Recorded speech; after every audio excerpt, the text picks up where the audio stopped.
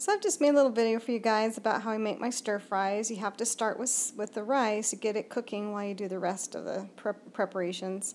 But I just have some instant brown rice, and this is how I get started. Showing you how I cut an onion.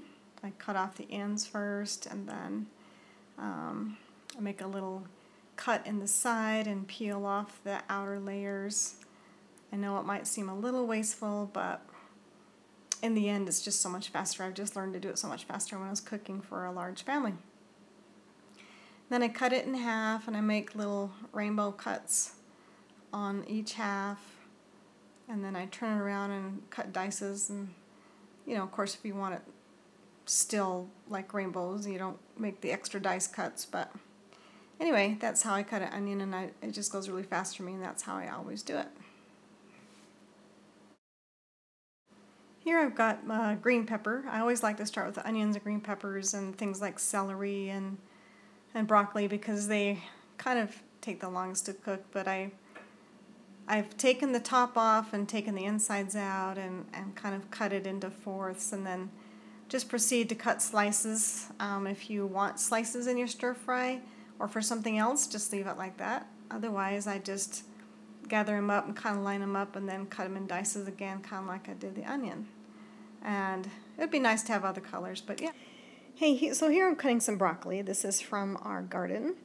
But you know, when you buy broccoli in the store and it has that big old chunky end on it that you always cut off, at least I do. I know you can kind of use it, but you know, check the price. So if broccoli with the big stem end is $1 a pound, and then you look around and you see broccoli crowns without the stem end for like $1.50 or $2, you're still money ahead to pay the more money for the crown, the broccoli crowns, because you don't waste so much. But here I am cutting up. I am using some of the stem there, and I just kind of cut the broccoli flowerets into smaller pieces, and then I'm able to just throw them into the stir fry, and they make a nice addition. So I just look in the fridge when I'm going to make a stir fry and see what's kind of needs to be used. And I had an older bag of baby carrots, and yes, they are kind of dry. You can see the whiteness on them, but this is a perfect application to use these. Soups and stews is another one. So I just line them up and I cut them into little chopped pieces.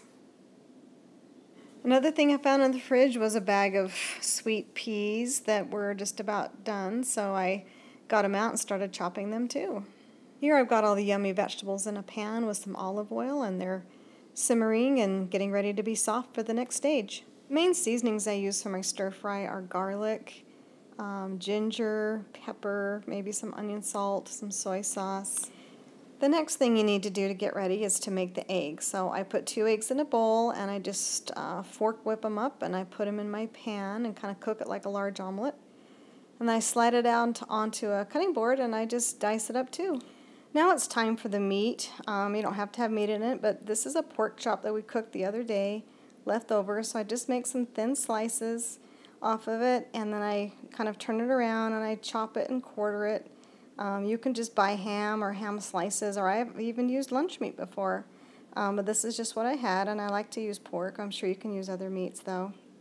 So I just slice it up and dice it up and get how much I want. This is a big one, so this will go for this stir fry just fine. And then I just dice it up and I throw it in the pan, and we're just about getting our stir fry finished. So I've added the rice and the egg and the meat, and I'm just stirring it up in the pan and letting it kind of simmer. I add the spices and the soy sauce at this point, and then serve it up. Voila!